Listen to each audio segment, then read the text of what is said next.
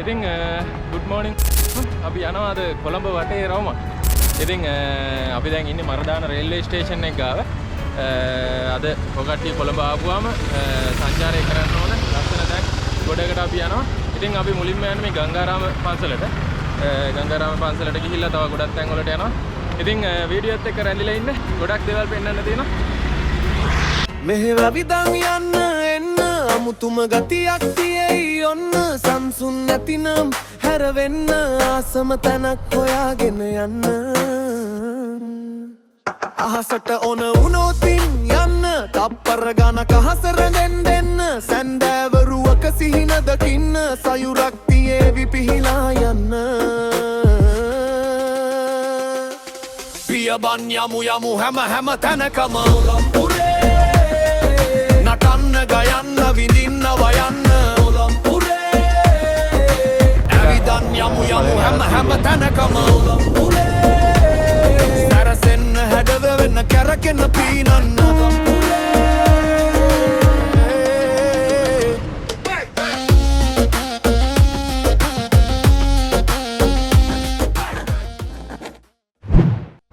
ඔන්න ඉතින් කිව්වා වගේම අපි ඉස්සෙල්ලාම යන්නේ ගංගාරාම පන්සලට. ඉතින් මෙතනilla ගංගාරාම පන්සලට කිලෝමීටර් 3ක් විතර තියෙනවා. ඉතින් අපි එතන ගිහිල්ලාම බලමු මොකද වෙන්නේ කියලා. ඔන්න ඉතින් අපි ආවා ගංගාරාම පන්සල ගාවට. කොළඹ තියෙන පරණම පන්සල් වලින් එකක් තමයි මේ පන්සල.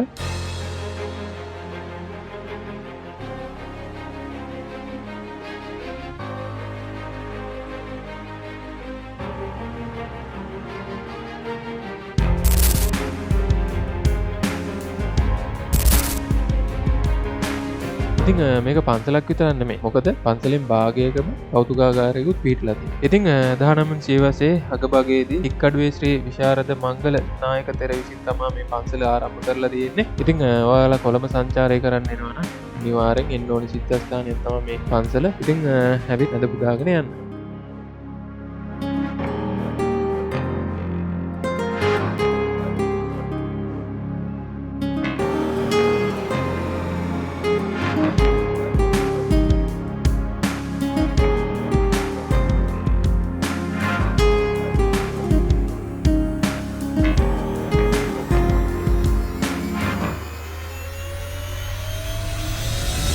ඔන්න ඉතින් අපි ආවා සීමා මාලිගයට.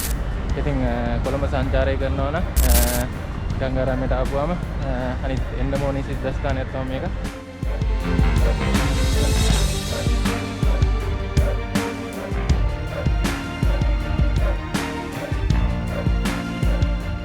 ඉතින් ශ්‍රීමාපාලගේ හදලා තියෙන්නේ වේලි වැවේ වේදිකාවක් හදලා ලස්සනට නිර්මාණය කරලා තියෙනවා. ඒ වගේම තමයි මේක හදලා තියෙන්නේ ජෙට්‍රි බාවා විසින් ප්‍රමුදල් සපයලා තියෙන්නේ SH මුසාජිස්.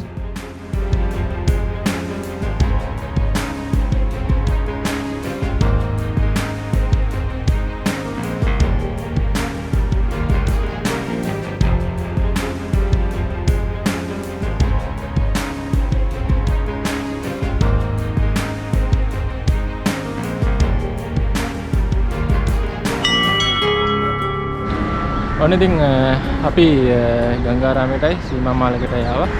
ඉතින් අපි ඊළඟට යන්නේ රතුපල්ලියට. ඉතින් කොළඹ එනවා නම් යා යුතු මේ ස්ථානයක්. මොකද මාර්ම ලස්සනක් තියෙන්නේ. මාත් ගිහිල්ලා නැහැ කලින්. අපි ගිහිල්ලාම බලමු කොහොමද කියලා. එක ටයිම් තියෙනවා යන්න. දැන් 10:00 තමයි අපි යන්න ඉදාන ඉන්නේ. අපි එතන ගිහිල්ලාම බලමු මොකද වෙන්නේ කියලා.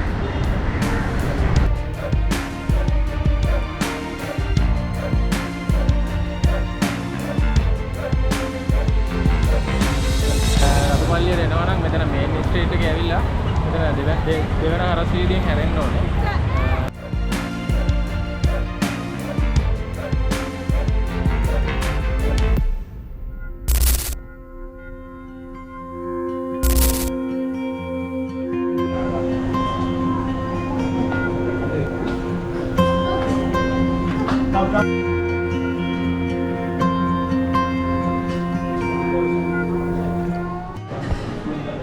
දැන් තමයි හරි වෙන්නේ ඇවිල්ලා තින්නවා. Red mouse. එහෙමත් නැත්නම් රතු පල්ලි. ඉතින් කොළඹ මේන් ස්ට්‍රීට් එකේ පිහිටලා තියෙන මේ පල්ලිය හදලා තියෙන්නේ 1908. ඉතින් මේ රතු පල්ලිය ඉස්ලාමික් ආගමික පල්ලියක් වුණාට වෙනත් ආගම් වලින් පැමිණෙන කට්ටියට විශේෂයෙන් විදේශ සංචාරකීන්ට නැරඹීමට අවස්ථාව ලබා දීලා තියෙනවා.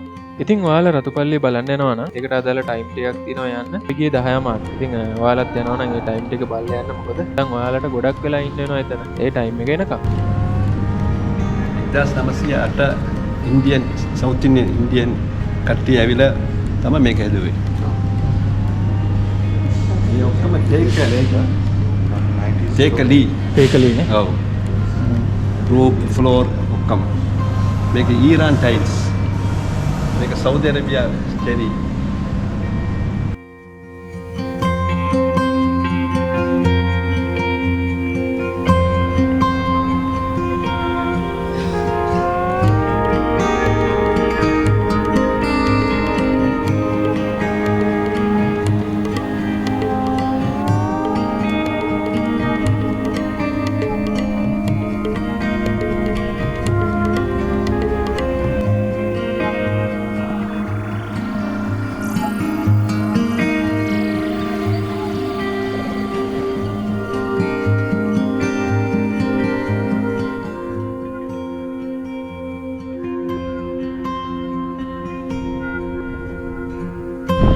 ඔන්න ඉතින් අපි ආවා රතු පල්ලියේ උඩටම. ඉතින් අර පැත්තෙන් උඩට තියෙනවා මේ හෙළුම් කුල්ල තියෙනවා. මේ පැත්තේ ඩොක්යාඩ් එක කියන්නේ වරාය තියෙනවා. ඇත්තටම කොළඹ එනවා නම් එන්න මොණි සිද්ධාස්ථානය. මාරම ලස්සනක් තියෙන්නේ. මාරම මේ කියන්නේ අර රතු පාටයි සුදු පාටයි පල්ලිය හැමතැනම තියෙනවා. මේ ඒ ලුක් එක මාරම ලස්සනයි. ඉතින් ඔයාලත් ඇවිල්ලා යන්න එන්න.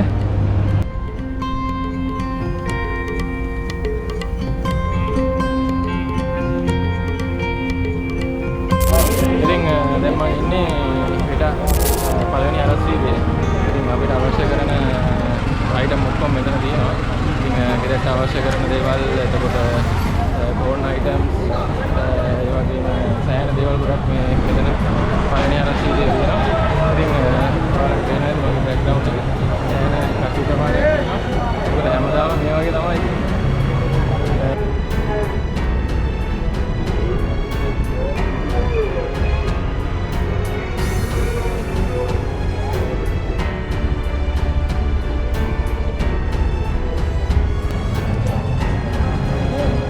ඔන්නේලා අනිත් පැත්ත ඕක් වෙලා.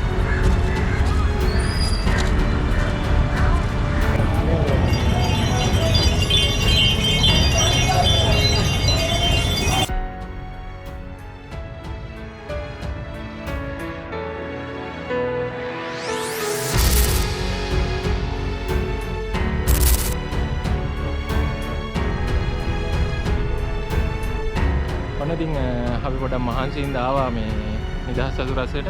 ඉතින් 1948 පෙබරවාරි 4 වෙනිදා නිදහස ලැබුණාට පස්සේ ඒක සිහි වෙන්න තමයි මේක හදලා තියෙන්නේ. ඇත්තටම මේ කොළඹ එනවා නම් අනිවාර්යෙන් එන්න ඕනේ තැනක්. මාරම ලස්සනක් තියෙන්නේ.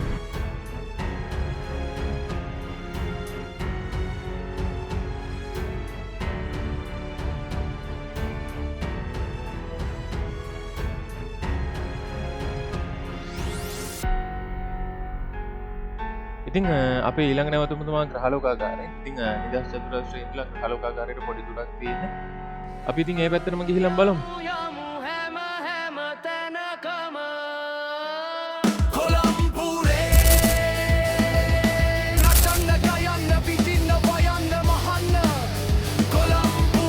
ඉතින් අපි ආවා ග්‍රහලෝකාගාරයට. ඉතින් මෙතන බලන්න ගොඩක් දේවල් තියෙනවා. ඉගෙන ගන්න ගොඩක් දේවල් තියෙනවා.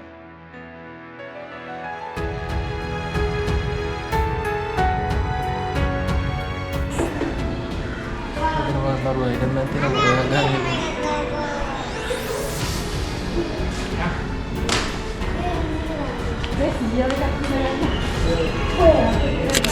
ඉතින් ග්‍රහලෝකාගාරයේ ඉරිදටයි සම්දටයි වහලා තියෙන්නේ. ඉතින් ඕපන් කරලා තියෙන දවස්වල 9 ඉඳලා 4:00 වෙනකම් මේක බලන්න පුළුවන්. හැබැයි මේ කට්ටියගේ ෂෝ ටයිම් දෙකයි තියෙන්නේ. උදේ 10:00ටයි හවස 2:00ටයි. ඉතින් ඔයාලා ටිකට් ගන්නවා නම් ටිකක් කලින් යන්න.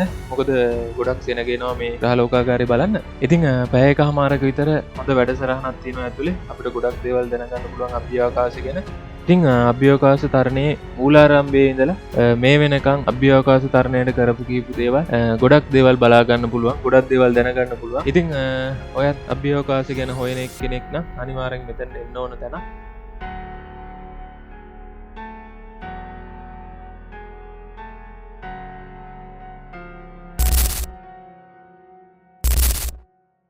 ඔන්න ඉතින් අපි ඊළඟට ආවා නෙළුම් පොකුණ ගාවට. ඉතින් මෙතන ඇත්තටම බුකින් කරගෙන තමයි බලන්න එන්න ඕනේ. කලින් කියන්නේ දැන් මෙහෙම ඇවිල්ලා බලන්න බෑ. කලින් කියලා තමයි එන්න ඕනේ මේක බලන්න.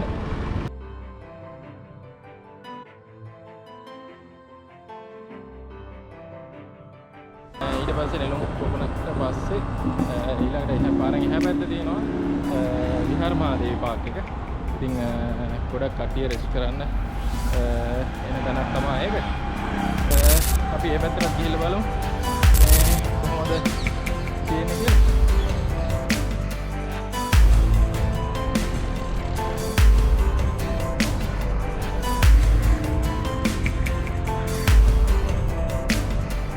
පාක් ගැන කිව්වොත් මේ බයිසයිකල් ට්‍රැක් එකක් තියෙනවා. ඒ වගේම ෆන්ක්ෂන් ගොඩක් සෙනසුරාදා ඉරිදටයි සතිය දවස්වලටයි මේකේ තියෙනවා.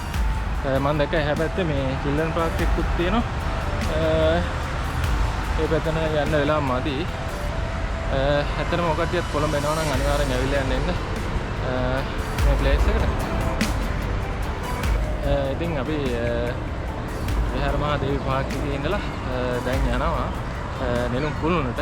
ඉතින් නෙළුම් කුළුණේ ගොඩක් දේවල් බලන්න තියෙනවා. අපි එතන ගිහිල්ලාම සෙට් වෙමු මොකද වෙන්නේ කියලා.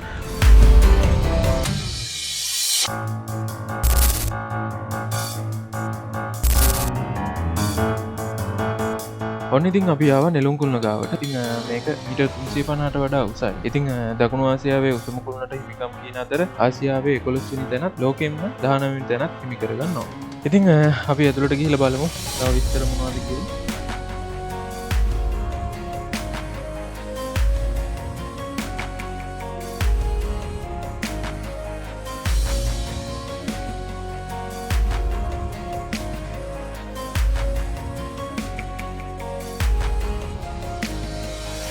ඉතින් මේක උඩට යන්න ලිෆ්ට් හතරක් තියෙනවා. උඩට ගියාම අපිට කොළඹ තියෙන ගොඩක් දේවල් බලන්න පුළුවන්. වගේම ලංකාවේ ගොඩක් වැදගත් දේවල් එතන ඉඳලා බලන්න පුළුවන්. ඒ වගේම තමයි මෙතන අවංහලකුත් තියෙනවා. ඉතින් අපේ සාමාන්‍ය ටිකට් එකට යන්න බෑ. ඉතින් ටිකට් එක වර්ග දෙකකට ගන්න පුළුවන්. එකක් ඔබ්සර්වේෂන් එක අනිත් එක පික්සල් එක.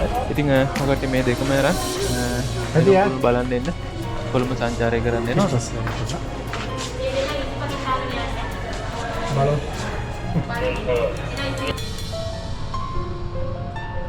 Buona batteria.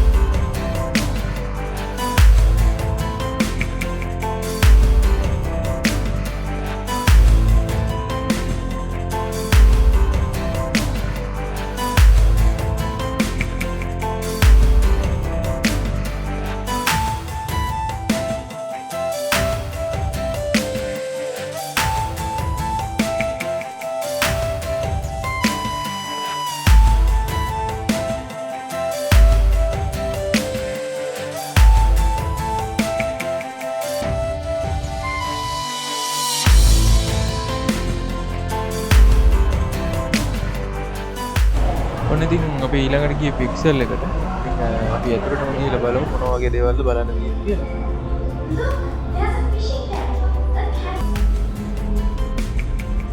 try කරා. ඉතින් එතනින් එක එක මිස් කරාම මේකේ ලයිට් ටික වෙනවා. මරු ආදල්ලයක් තියෙනවා. මොකක්ද?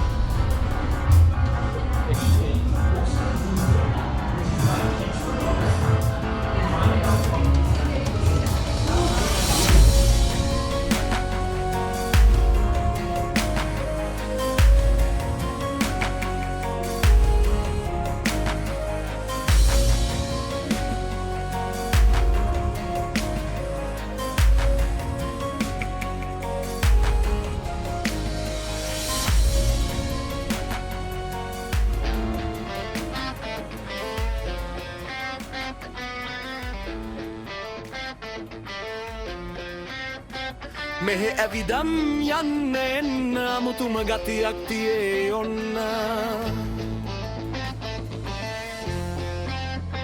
සංසුන් නැතිනම් හැරවෙන්න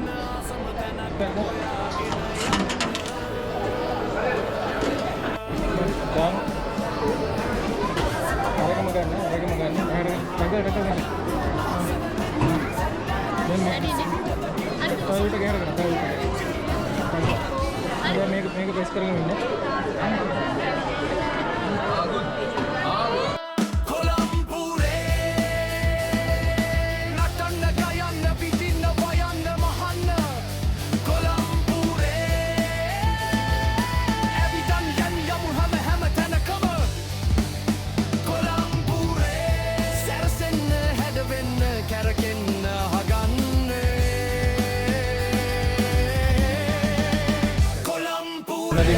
නෙළුම් කොල්ලේ ගිහිල්ලා අපි ආව ගෝල් පේස් එකට. දැන් ටිකක් කරවල වෙලා තියෙන්නේ. 6:00 විතර ඇති. අපි රවුමක් යාවිද කොළඹ පුරේ හැමතැන ඇවිදින කොළම්පුරේ හංචි නැති ආදර කතාව සුන්දර වේවි අහගෙන ඉන්න කොවිදින්න තියෙනවා මේ හැමතැනකම යනකොට පාරේ රම්‍ය සුරම්‍ය මොනවද සැප විඳි හිටියොත් දවසක කොළම්පුරේ විරහව බිඳගෙන ආදරේ බිඳගෙන යන තියෙන තැන් කොළම්පුරේ පසුපස එනවාද දිගට හරහටම කියනවා මම දෙපෙළට පුරේ ගංගාරාමය හැරුණුත් තියෙනවා කෞතුකාගාරයක් කොනේ හිතුනෙත් පුළුවනි විශ්වය සරන්න ගෘහලෝකාගාරයක් ඇතේ බිඳුනම හිතකට සමුරක් විදින්න කුළුණු මුරම ඇතිමට තවිුණත් හොඳ හිමි කියන්න හොඳටම හතිමටනේ පුතේ ඉතින් කොළඹ සංචාරයේ අපේ අන්තිම තැන ගෝල් බේස් එක. ඉතින් මෙතන ගොඩක් කට්ටිය හවසට තමයි ඉන්නේ මේ ඉර වහිනවා බලන්න. ඉතින් අපි නෙළුම් කොල්ලේ ඉන්න මේ එන්න බැරි වුණා. දැන් ඉතින් අපි ඉස්තෝඩයක් එහෙම කාලා ෂේප් එකේ යන්න කියලා හිතාන්නේ. තව බලන්නකෝ දැන් ගොඩක් තියෙනවා මේ කොළඹ. අපි ඉස්සරහට ඉදිරි වීඩියෝ වලදී පෙන්නන්න. ඉතින් අපේ channel එක subscribe කරන්න, share කරන්න පුළුවන් තරම් අපිත් එක්ක රැඳිලා ඉන්න දිගටම වීඩියෝ ටිකක් ගේන්න බලාපොරොත්තු වෙනවා. එහෙනම් good night ඔක්කොටම.